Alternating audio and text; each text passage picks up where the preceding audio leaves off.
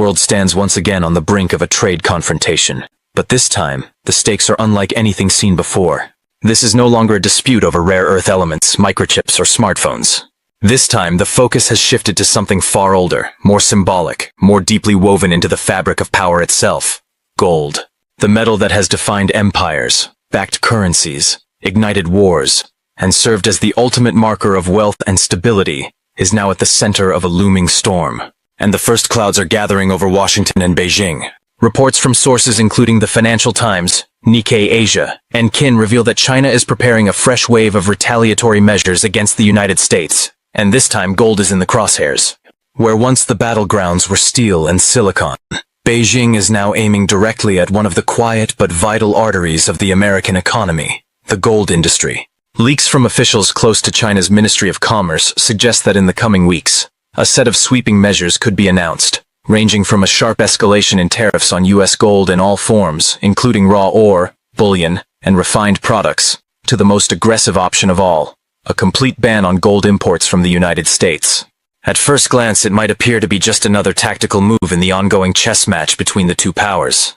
But look closer, and the scale of the ambition reveals something far more profound. According to Bloomberg, China is quietly assembling a coalition of countries, nations that hold significant reserves of U.S. gold and operate some of the world's largest gold refining networks.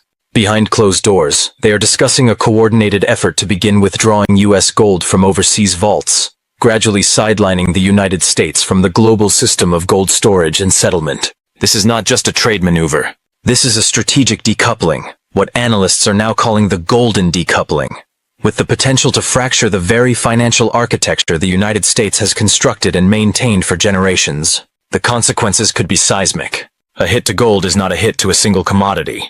It is a strike at the foundation of financial trust, the perceived reliability of American institutions, and the role of the dollar itself. The impact would echo across the entire U.S. gold ecosystem, from the massive open-pit mines of Nevada and Alaska, where machines the size of houses haul rock from the depths of the earth, to the chemical refining facilities that laboriously extract mere grams of gold from tons of ore, to the showrooms of jewelers in New York and Los Angeles.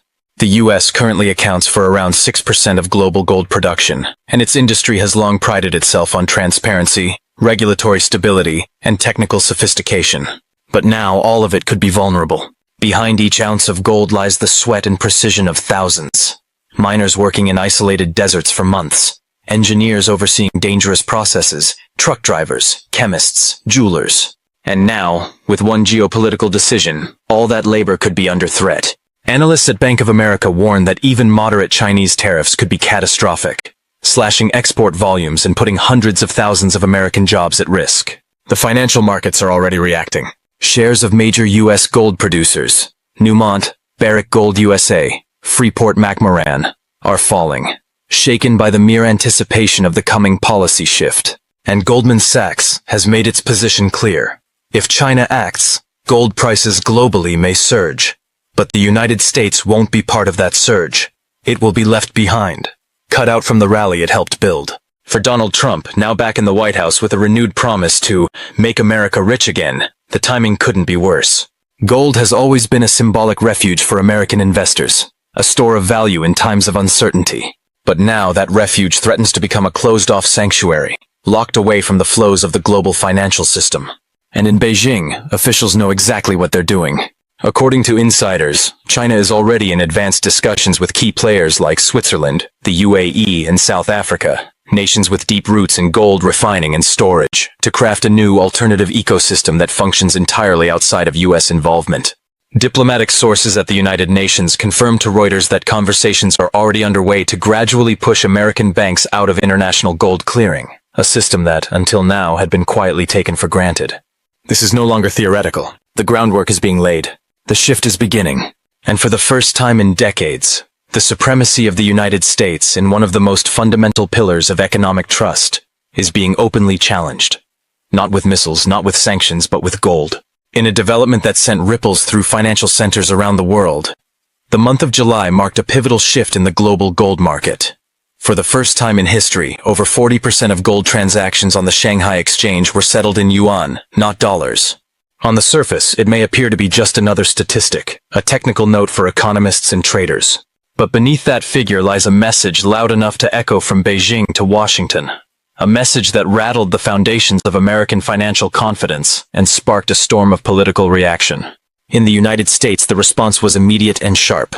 Officials at the White House quickly labeled any move to limit America's access to the global gold market as an act of financial aggression, signaling that the implications went far beyond economics and deep into the realm of national security. Former President Donald Trump took to Truth Social with a blunt warning. China cannot dictate to America what to do with our gold. If they try, we will strike harder than ever. His words, though wrapped in bravado, masked a deeper fear that was beginning to take hold across Washington's financial and political elite. Because behind the posturing lies a stark reality. The American economy, for all its strength and innovation, remains fundamentally tethered to one fragile pillar: trust in the US dollar. And that trust, for over a century, has been anchored in gold. It's not just a shiny metal in a vault. Gold is the historical backstop to every economic promise the US has made. If that anchor begins to shift, if confidence in dollar-backed reserves wavers, then the entire architecture of the US financial system, its institutions, markets, credit ratings, and geopolitical power, suddenly becomes vulnerable. This growing unease isn't confined to American borders. Across Europe, analysts at institutions like Deutsche Law have started warning of a looming gold blockade, a term that would have seemed unthinkable a decade ago. They speculate that such a shift could lead to a comprehensive reevaluation of how global reserves are structured and what currencies dominate international trade. In London, the historic epicenter of global gold trading, demand for yuan-denominated contracts is rising. In Dubai, one of the fastest-growing gold hubs in the world, financial firms are openly discussing the partial migration of transactions into cryptocurrencies as a hedge against what they now see as an increasingly unstable dollar system. All of this unfolds amid a broader pattern of assertiveness from China, which is no longer content to play a supporting role in a dollar-centric global economy. It is methodically positioning the yuan as a serious challenger to the US dollar's supremacy, starting with gold, but not stopping there. The question facing policymakers now isn't whether this is an attack, but whether it marks the beginning of something irreversible, a shift so deep that it reshapes the financial world order itself. Many experts believe the answer is yes. The Brookings Institution, known for its measured analysis, put it bluntly: if China closes its doors to American gold, it will be a signal for the start of a new financial Cold War. That war, unlike its 20th century predecessor, wouldn't be fought with tanks or missiles, but with trade policy, currency swaps, capital flows, and digital infrastructure. And while the battlefield might seem abstract, the consequences would be painfully real. Global market instability, surging prices, a scramble toward alternative currencies, and a reconfiguration of how nations store and transfer value. For the United States, this would represent more than just an economic challenge. It would be a fundamental blow to the credibility of its financial system. And most worrying of all, this may just be the opening move. Insiders close to Chinese policymaking circles suggest that gold is only the first front. Next could come restrictions or redirections in oil and gas trade, technological components, pharmaceuticals, rare earth elements, every sector where China holds leverage and the West holds dependence. If these steps are taken in succession, the world could find itself engulfed in the largest economic confrontation of the modern era, one that eclipses trade wars of the past not only in scale but in strategic intent. What once appeared to be a cycle of tariffs and retaliations is now revealing itself as something far more existential. The beginning of a long, grinding contest over who writes the rules of global commerce in the 21st century. America, for its part, is finding that its playbook offers fewer moves than before. Pressure on allies to rally around the dollar may work temporarily, but fatigue is setting in. European leaders are adopting a more cautious stance. In the Middle East, traditionally aligned with U.S. economic frameworks, nations are exploring deeper ties with China and weighing yuan-based oil deals. Latin America is openly considering switching portions of its financial settlements to the Chinese currency, motivated not by ideology, but by pragmatism and fear of being left behind in a changing global landscape. Should this momentum continue, the dollar, once considered untouchable, could, for the first time in 80 years, lose its position as the world's primary reserve currency. The fallout from such a shift would be enormous. Investors, seeking safety and stability, would begin withdrawing from dollar-denominated assets, redirecting funds into central bank digital currencies, the Chinese yuan, and increasingly into decentralized cryptocurrencies. Already, CoinDesk reports that interest in Bitcoin across Asia has spiked by 27%. Not because of actual sanctions, but on mere rumors of gold-related restrictions. Imagine what would happen if those sanctions became real. Gold prices would explode, surging to unprecedented highs. The US dollar would likely drop significantly in value, eroding purchasing power at home and diminishing influence abroad. The American stock market could experience historic capital outflows, as both domestic and foreign investors reevaluate their exposure to a system that no longer appears insulated from geopolitical risk. And in that moment of reckoning, the American public would begin asking difficult questions. Chief among them, how did the world's most trusted financial symbol, gold, end up under the control of a strategic rival? The political consequences would be immediate and fierce. In Congress, the blame game is already underway. Democrats accuse the Trump administration of alienating traditional allies and sowing the seeds of global fragmentation. Republicans counter that failure to act swiftly and decisively has allowed China to gain the upper hand. Both sides demand action, yet it's becoming clear that the usual tools of leverage, sanctions, trade deals, diplomatic summits, are losing their effectiveness. Washington, long accustomed to leading, now finds itself reacting.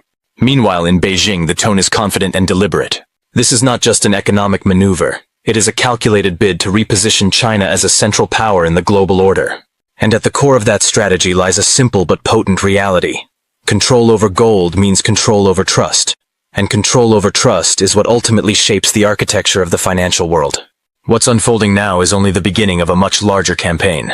Today it's gold. Tomorrow it may be oil and gas. The next day, semiconductors and AI technologies. And beyond that, the very concept of currency itself could be up for grabs, as central banks race to establish digital alternatives that bypass the traditional systems dominated by the West. The economic world is turning into a battlefield where code, contracts, commodities, and currency all become tools of power. Every bit as consequential as armies or weapons. And if the United States cannot adapt to this new reality, if it continues to treat trust as a permanent asset, rather than